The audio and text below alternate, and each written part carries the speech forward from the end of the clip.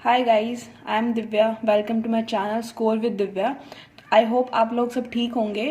तो आज की इस नई वीडियो में हम क्लास 10th का चैप्टर 10 सर्कल को है वो कंप्लीट करने वाले हैं। मतलब कंप्लीट नहीं, इंट्रोडक्शन एंड एक्सरसाइज 10.1 जो है वो कंप्लीट कर लेंगे। तो सर्कल वैसे ज़्यादा इतना डिफिकल्ट चैप्टर नहीं है, अगर समझ में आया तो ये बहुत इजी चैप्टर है। तो मैं पूरी कोशिश करूँगी कि आपको ये चैप्टर बहुत ईजिली तरीके से समझ में आ जाए। तो चलो स्टार्ट करते हैं। इसमें सर्कल चैप्टर का नाम है तो सर्कल के बारे में इंफॉर्मेशन दी हुई है। देखिए, तो हमारे पास 3 केस होते हैं सर्कल के। उसमें एक सर्कल में यहाँ बनाती हूँ, this one is your second case and ये वाला हो जाएगा थर्ड केस। ठीक है, अब ये तीनों चीज़ें समझनी है हमें। सर्कल तो आप लोगों को सबको पता है क्या होता है, ठीक है। एक 2D फिगर है और जिसके हमारे पास एक फिक्स्ड सेंटर होता है और फिर सेंटर से हमारे पास फिक्स्ड डिस्टेंस पर जो पॉइंट्स होते हैं उनको मिलाने से हमारे पास सर्कल बनता है। फिक्स्ड पॉइंट जो होता है वो सेंटर होता है एंड फिक्स्ड डिस्टेंस जो होती है वो रेडियस होती है। ठीक है, ओके, ये हमने 9th में पढ़ लिया सब कुछ। अब हम 10th में पढ़ने हैं। और सर्कल जो है, सर्कल के साथ में हमारे पास एक लाइन है। अब वो लाइन और सर्कल के बीच का जो रिलेशन है वो पढ़ते हैं इन 3 केसेस में। ठीक है, तो ये देखो कि एक लाइन और एक सर्कल। एक लाइन जो है वो सर्कल को कितने वे में टच कर सकती है, काट सकती है, क्या क्या केसेस बन सकते हैं। तो उसके 3 केसेस बनेंगे, विच इज, देखो, या तो सर्कल से वो लाइन पास ही ना हो, ठीक है, किसी भी पॉइंट से कट करते हुए नहीं निकल रही है, या फिर वो सर्कल को इंटरसेक्ट करते हुए निकले, ठीक है, ये लो, या वो सर्कल को क्या करे, टच करते हुए निकले। इन 3 के अलावा कोई और केस हो सकता है तो प्लीज कमेंट सेक्शन में मेरे को जरूर बताइए। अदरवाइज इसका इनके अलावा कुछ होता नहीं है, पर आपके माइंड में कुछ और आता हो तो प्लीज कमेंट सेक्शन में बोलेगा। अच्छा, ये 3 केसेस होते हैं, या तो सर्कल को टच करेगी, या सर्कल को टच, मतलब सर्कल को टच या तो नहीं करेगी, या 2 पॉइंट से इंटरसेक्ट होते हुए निकलेगी, या फिर 1 पॉइंट से निकलेगी। तो ये वाला जो केस है ना, मान लो मेरे पास टेंजेंट जो है वो PQ ले लेते हैं इसको, ठीक है, PQ ले लिया। ये वाला जो केस है वो हमारे पास नॉन इंटरसेक्टिंग कहलाएगा। नॉन इंटरसेक्टिंग, क्योंकि ये हमारे पास जो ये हमारे पास लाइन है वो सर्कल को कहीं भी इंटरसेक्ट नहीं कर रही है, किसी भी पॉइंट पे नहीं कर रही है, तो ये इंटरसेक्टिंग, नॉन इंटरसेक्टिंग कहलाएगी, नॉन इंटरसेक्टिंग लाइन। ठीक है, इस केस में हमारे पास कोई कॉमन पॉइंट नहीं होता।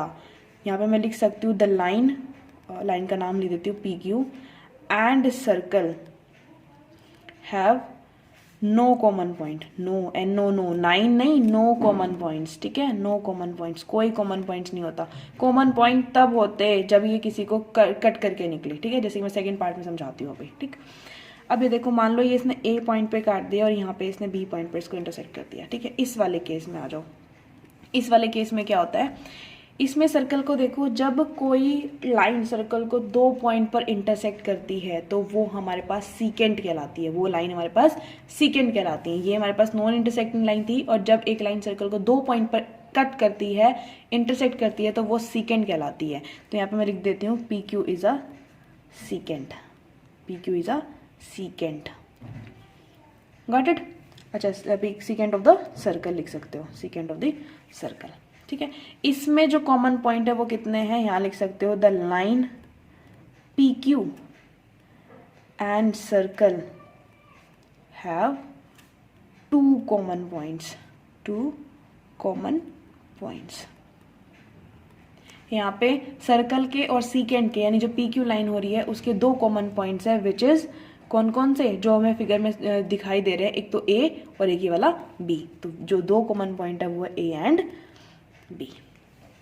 ठीक है, तीसरा एंड लास्ट केस, अगर कोई लाइन सर्कल को 1 पॉइंट से टच करके निकले, ठीक है, तो वो हमारे पास टेंजेंट होती है, वो हमारे पास टेंजेंट होती है। तो यहां लिख देती हूँ PQ is a tangent to the circle. जो PQ, जो हमारे पास ये PQ लाइन है, अगर वो सर्कल को 1 पॉइंट पर टच करके निकले तो वो हमारे पास टेंजेंट कहलाती है। ये पॉइंट मैं ले लेती हूँ, यहाँ पे A है। ठीक है, इसका मतलब इसका जो कॉमन पॉइंट हुआ वो कितना हुआ, the line PQ and circle has only 1 common point, only 1 common point. एक ही कॉमन पॉइंट होता है, वो कौन सा है, विच इज A। इस फिगर के अकॉर्डिंग वो कौन सा पॉइंट है, A पॉइंट है। ठीक है, दोबारा रिपीट कर देती हूँ, अगर कोई सर्कल किसी भी लाइन के द्वारा नहीं काटा जाता तो वो वाली लाइन नॉन इंटरसेक्टिंग लाइन कहलाती है, और सर्कल और उस लाइन के बीच में कोई कॉमन पॉइंट नहीं होता। ठीक है, अगर कोई लाइन सर्कल को 2 पॉइंट पर इंटरसेक्ट करते हुए निकलती है तो वो लाइन सीकेंट कहलाती है, तो वो लाइन सीकेंट कहलाती है, और जितने पॉइंट पर इंटरसेक्ट करेगी उतने ही उनके कॉमन पॉइंट होते हैं। तो यहाँ पे 2 पॉइंट पर इंटरसेक्ट कर रही है तो ए और बी जो है वो इस सर्कल का और सीकेंट के 2 कॉमन पॉइंट हो गए। ठीक है, नाउ लास्ट केस में क्या बोल रहा है, अगर कोई सर्कल से कोई लाइन एक पॉइंट से छू के निकले, एक पॉइंट से टच होके निकले, तो वो लाइन टेंजेंट कहलाती है, टेंजेंट।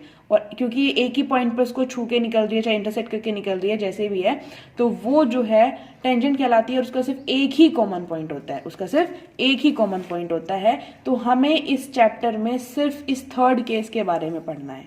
ये 2 पॉइंट बताने जरूरी थे कि फिर आपके माइंड में ये आता कि हमने एक ही पॉइंट से पास होके निकल रही है, उसी को क्यों लिया, हम 2 केस और बनते हैं, उनको क्यों नहीं लिया। तो ये 3 केस बनते हैं एक लाइन और सर्कल के बीच में, बट हमें जो इस चैप्टर में पढ़ाया गया है वो सिर्फ थर्ड केस में, यानी टेंजेंट और सर्कल के बारे में पढ़ाया गया है। ठीक है, ओके। तो अगर मैं टेंजेंट की डेफिनेशन लिखूं तो मैं यहाँ पे लिख देती हूँ एक बार टेंजेंट, एक्चुअल में टेंजेंट क्या है, अदरवाइज मैंने समझा दिया वो सही से। टेंजेंट जो होता है वो क्या होती है, a tangent to a circle is a line that intersect the circle at only one point, at only one point।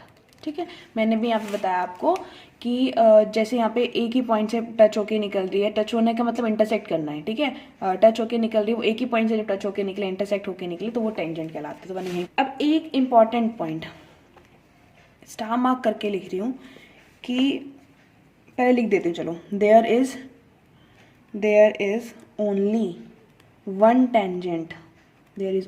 Tangent at a point of a circle,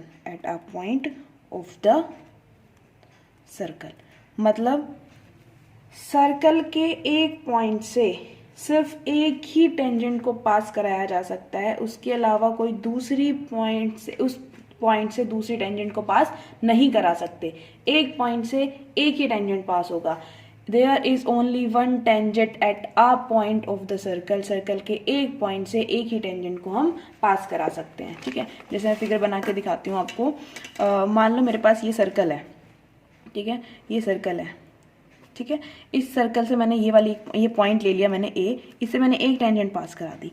अब आप मुझे इससे दूसरी टेंजेंट पास करा के दिखाओ।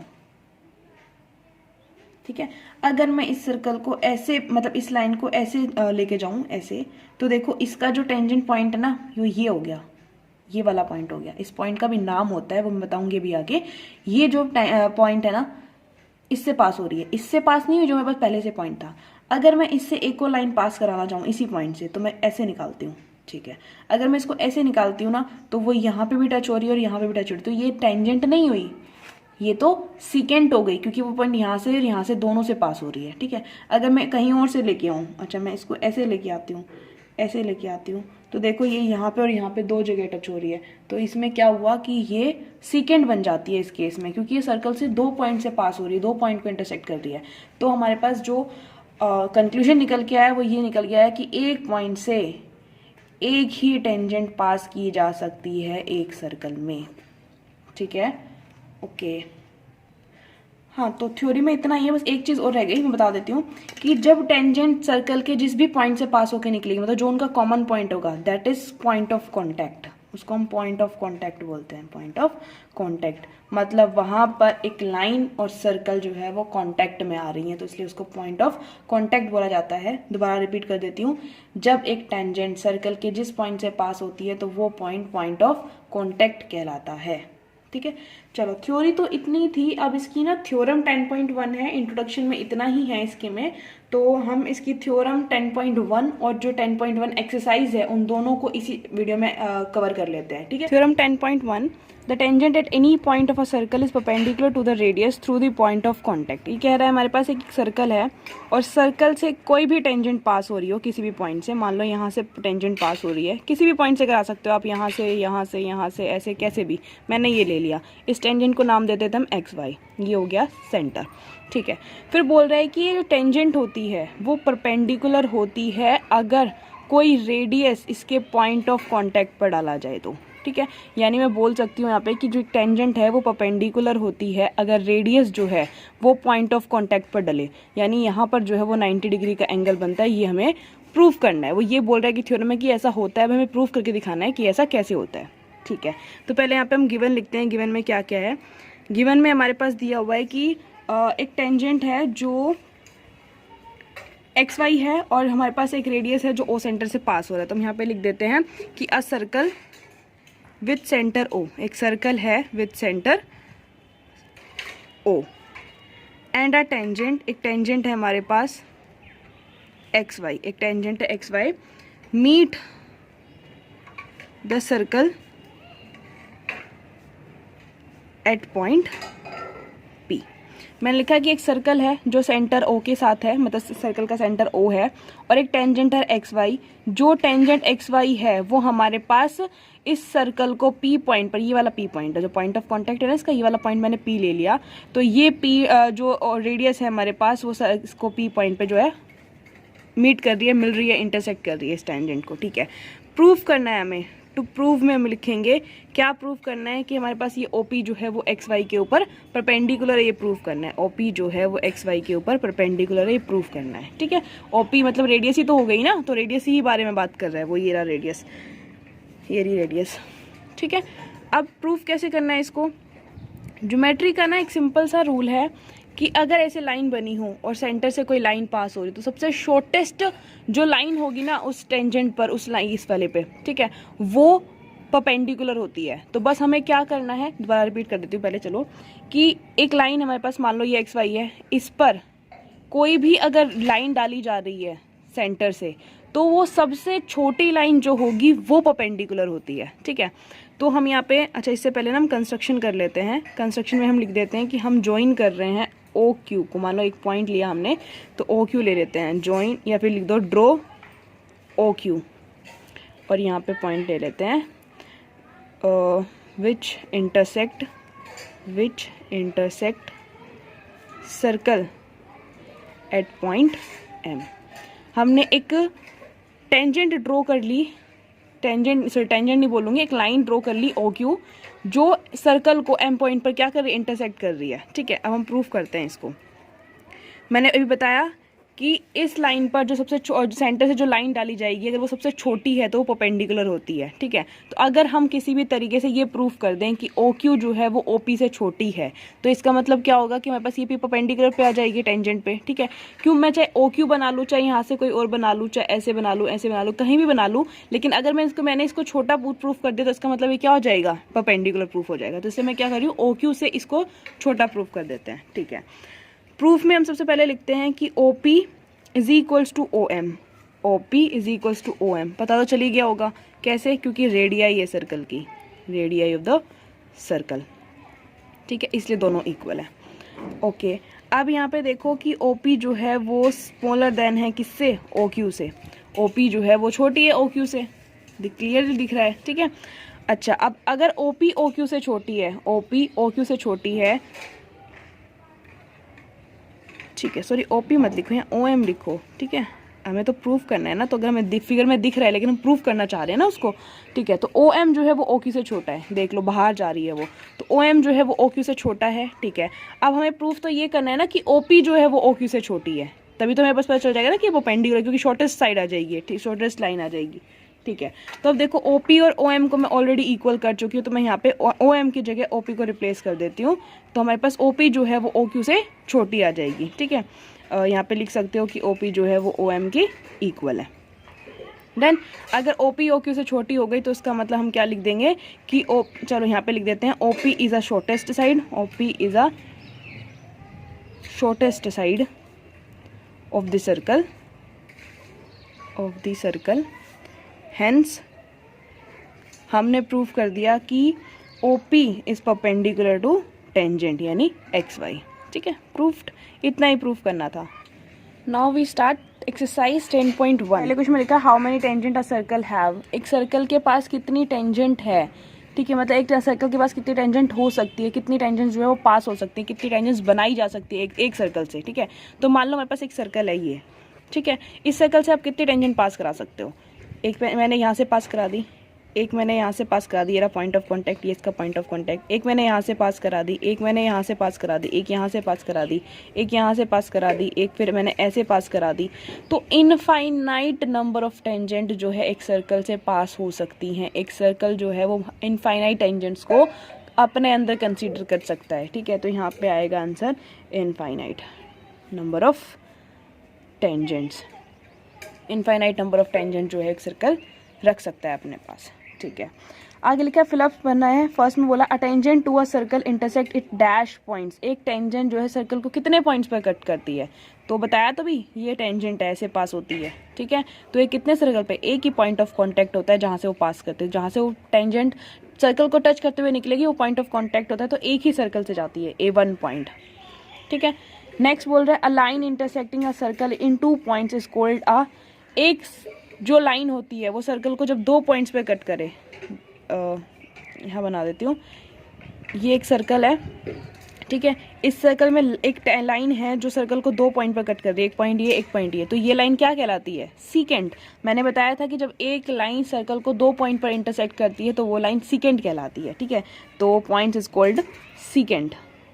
ठीक है, सीकेंट कहलाती है। नेक्स्ट बोल रहा है a circle can have dash parallel tangent at the most. एक सर्कल कितने टेंजेंट्स पैरेलल कर सकता है एक बार में, तो एक सर्कल ना एक बार में 2 टेंजेंट्स को पैरेलल कर सकते हैं, उससे ज़्यादा नहीं कर सकते। देखो जैसे मान लो मैंने एक सर्कल ये बनाया, इस सर्कल की एक टेंजेंट मैंने यहाँ बना दी, तो इस टेंजेंट के पैरेलल कितनी टेंजेंट बनाई जा सकती हैं, एक टेंजेंट ये हो गई। अब इसके टेंजेंट के पैरेलल एक ही टेंजेंट जो है पैरेलल बनाई जा सकती है। एक ऐसे बनाएंगे तो इंटरसेक्टिंग हो गई, यहाँ बनाएंगे तो इंटरसेक्टिंग हो गई, ऐसे बनाओ तो इंटरसेक्टिंग हो गई। तो एक टेंजेंट यानी 2 टेंजेंट टोटल, एक ये टेंजेंट और एक ये टेंजेंट पैरेलल हो सकती है एक टाइम पर। ठीक है, तो यहाँ पे आएगा 2 parallel tangents. A circle can have 2 parallel tangent at the most. सबसे ज़्यादा सिर्फ वो 2 ही टेंजेंट को पैरेलल कर सकता है, उससे ज़्यादा वो पैरेलल नहीं कर सकता। नेक्स्ट लिखा है the common point of a tangent to a circle and the circle is called. The common point बता रहा है सर्कल का और टेंजेंट का। तो देखो ये सर्कल और ये टेंजेंट, तो सर्कल और टेंजेंट का कॉमन पॉइंट तो ये हुआ, इसे हम बोलते हैं पॉइंट ऑफ कॉन्टैक्ट। तो यहाँ पे आएगा पॉइंट ऑफ कॉन्टैक्ट। डन।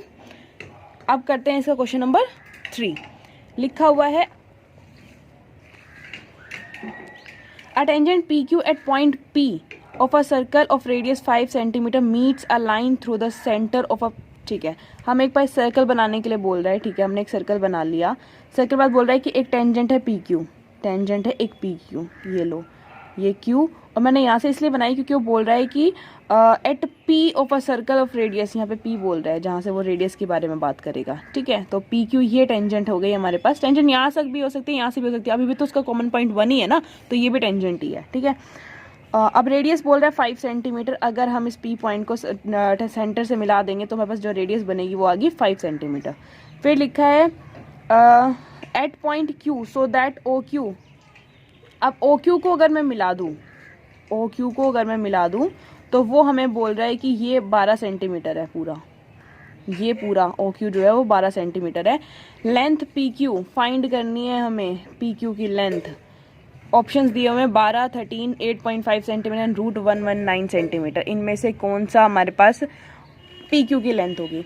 तो देखो बाय थ्योरम 10.1 हमने पढ़ा था कि अगर रेडियस टेंजेंट पर पॉइंट ऑफ कॉन्टैक्ट से जाती है तो वो परपेंडिकुलर होती है। तो दैट्स मीन ये एंगल हमारे पास कितना हो गया, परपेंडिकुलर, 90 हो गया। तो अगर ये एंगल 90 है तो इसका मतलब हमारे पास क्या हो गया, एंगल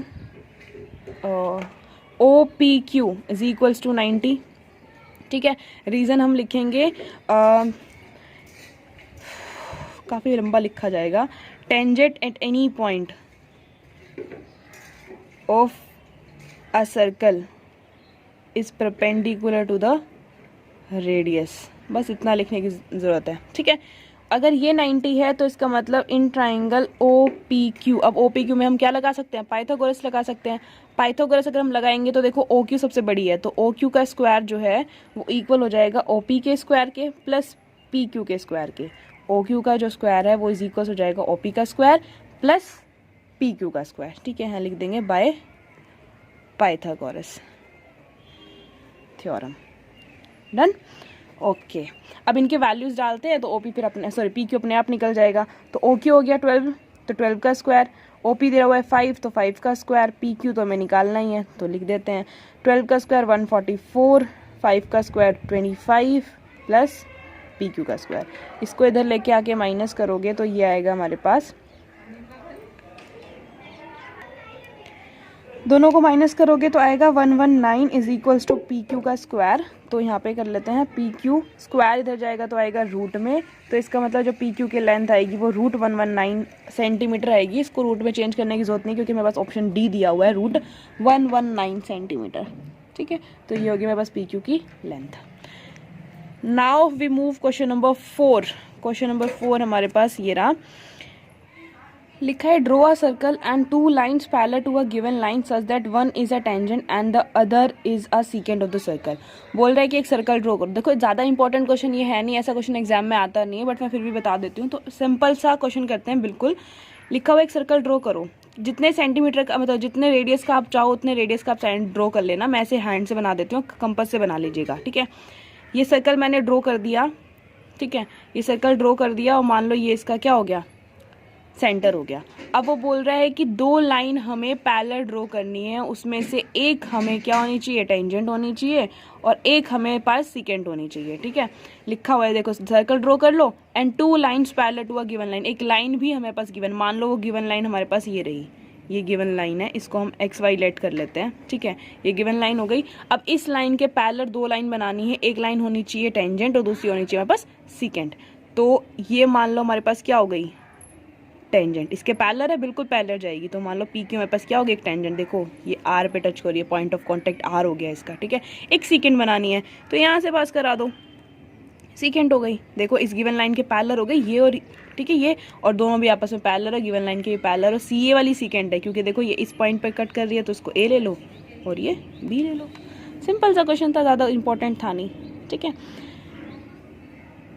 तो ये वाली एक्सरसाइज यहीं पे ख़त्म होती है। नेक्स्ट वीडियो में मैं इस चैप्टर की एक्सरसाइज 10.2 कराऊंगी जिसमें से मोस्टली क्वेश्चंस आते हैं। ये तो बस इस चैप्टर की जो थ्योरी थी ना उसके बेस पे एक्सरसाइज थी और एक थ्योरम थी हमारे पास, लेकिन जो नेक्स्ट एक्सरसाइज है ना उस एक्सरसाइज से ही क्वेश्चन एग्जाम में आता है। वो इंपॉर्टेंट एक्सरसाइज है, उसके क्वेश्चन भी बहुत इंपॉर्टेंट है। ठीक है, तो आप उस वीडियो को भी ज़रूर देखिएगा। अगर आपको वीडियो पसंद आई हो तो इसको लाइक और चैनल को सब्सक्राइब ज़रूर कीजिएगा। अगर कोई भी डाउट हो तो कमेंट सेक्शन में आप मुझसे पूछ लीजिएगा। मिलते हैं नेक्स्ट एक्सरसाइज में। Thanks, bye bye.